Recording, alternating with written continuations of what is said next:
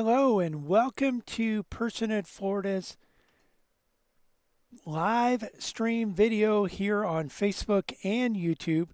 We are here.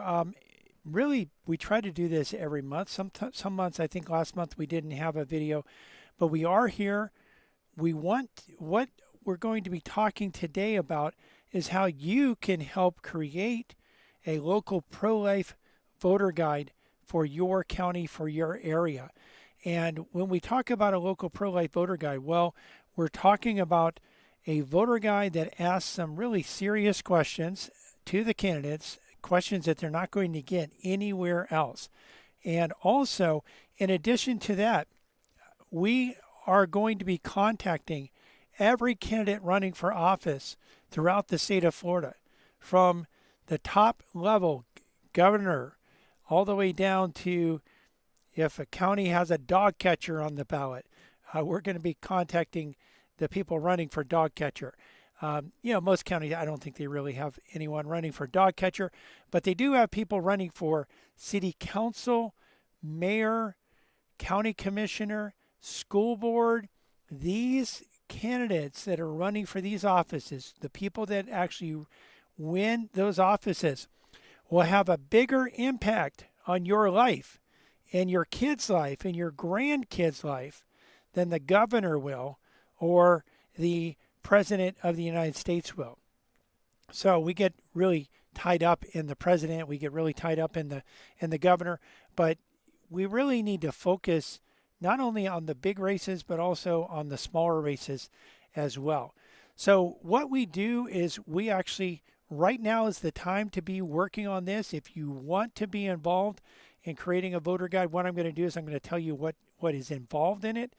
If you don't want to be involved in it, but you want to help us out with this, we do have some expenses that you can help us with.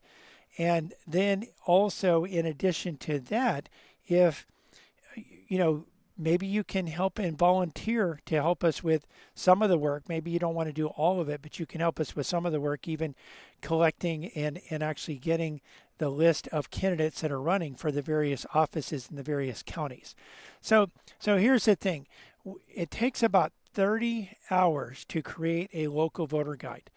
And when we talk about a local voter guide, again, we're talking about a voter guide that can be distributed in churches. It's perfectly legal to distribute it in churches. It can be distributed through various political organizations. It doesn't have to be political. It is nonpartisan. We ask every single candidate to participate. Some of the candidates choose not to. Some of the candidates do. In fact, we have some candidates that don't really always share the same views that I share, which my views are based on the Bible. I try to base my political views on the Bible.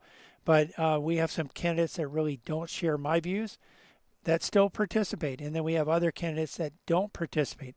Even some candidates that may share my views that don't participate. And so, but we encourage the candidates to participate. We contact every candidate. We give them a set of questions.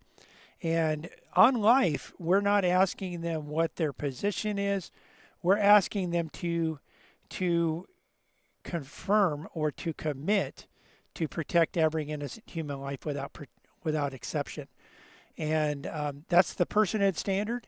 They have to sign a personhood affirmation if they want to declare that they are pro-life. They also have to sign a petition. That's a Sanctuaries for Life petition that states that we encourage local, state, and federal officials to protect human life in their jurisdictions.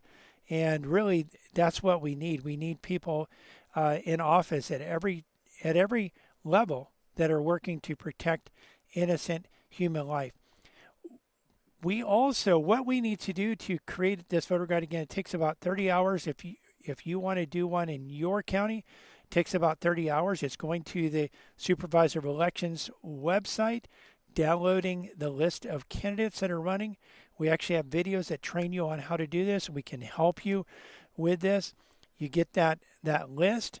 We show you how to put that into a spreadsheet, how to open it up, how to manipulate it, how to contact those candidates, how to mark the ones that say, hey, I'm not interested in this, or the ones that have already responded and you don't need to contact them again. Then following up, and you can have some people that are very low tech that don't want to do any computer work, but you can give them a list and they can call candidates that are running for office and encourage them to complete the candidate survey, make sure that they have the link and that they're able to do so. Last election cycle, we did for the first time actually send out the candidate surveys through Adobe, Adobe's e-file service, or basically where they have a PDF, but it's an electronic format. So they get it, they can actually click the various entries, and then they can sign at the bottom, and it's real easy for them to do, and they're able to actually fill it out in just a few minutes. And if they're old school and they want to print the document out and they want to physically write on it and they want to sign it, they can send it in that way as well. So those are some ways that they can submit it, and then it's going over the answers and really looking for questions that show differentiation between the candidates. If you show a voter guide and everyone agrees with everyone else on everything, that doesn't really show you anything other than some of them are not going to respond, so you see which ones are not going to respond. But you really want to see, okay, candidate A believes that, hey, a boy should be able to go and play on the girls' basketball team or be on the girls' swim team and actually go and undress in front of the girls. But candidate B believes that they should not be able to do that. Well, you want to have that question on the candidate survey. And we do ask questions like that. We ask questions about really hard-hitting issues that we're dealing with today. And so you have that option to be able to list that. And then also, in addition to that, what we have is, again, we have the other side of it where we're actually endorsing. We have a ProLife PAC that endorses candidates. We have actually a few PACs at Personhood Florida. One is an issues only PAC, but we have a federal and a state PAC that does endorse candidates, and that's Personhood Florida ProLife PAC. And we've endorsed candidates. We've done this since 2012. We've actually produced local voter guides since 2006, and so we have some experience with this. And, we're actually, again, asking those candidates, and this is something that can happen even if we don't have enough people to produce a voter guide in your county or no volunteers. We're still going to contact the candidates, and we're going to encourage them to take a stand for life. And we're going to let people know about those candidates that have taken a stand and a commitment to protect every innocent human life. So, back to the voter guide, when you receive the questions, you score it, again, looking for differentiation. And then you go ahead and put that into a voter guide. We have templates. We can help you with all that. We're basically just using Excel, and you can even use LibreOffice Calc if you don't have Excel. We show you how to do all this, and again, I can help you with this if you want to do this in your county. We do, as I mentioned, have some expenses in this as well, and we need some people to volunteer. What do we need volunteers for? Well, if you want to do a voter guide in your county, maybe you can do it, or maybe a group of people can do it. That would be great. If you don't want to do one in your county, maybe you can actually go to your county or maybe even to some other counties and volunteer to download the list of candidates running.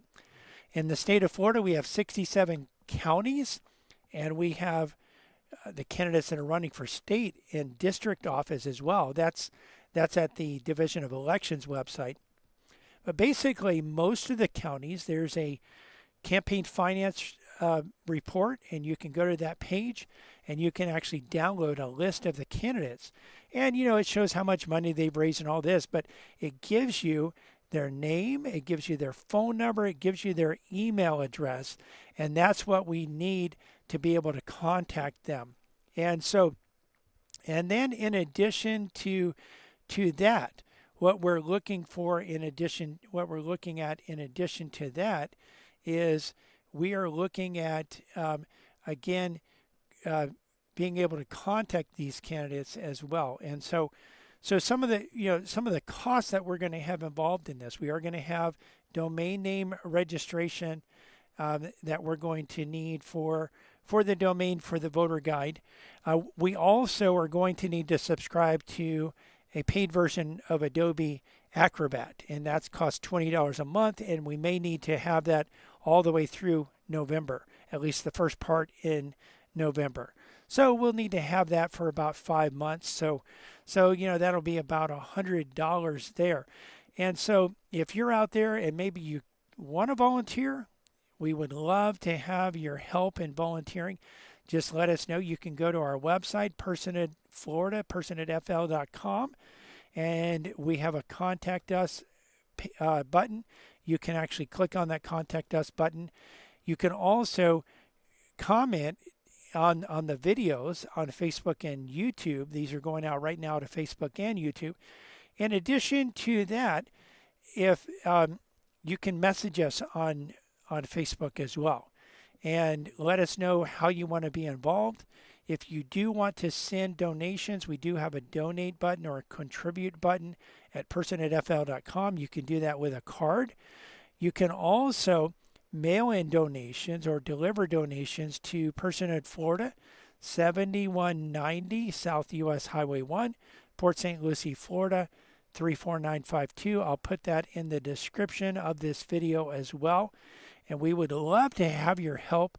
We do want people to know where the candidates stand on these important issues so that people can make a decision based on biblical values who to vote for, who most closely represents biblical values. It's very important that you don't really want to vote for someone and then find out after you help them get elected. Maybe you even volunteer in their campaign, and then you find out, well, they support something that's really harmful to children or harmful to our community.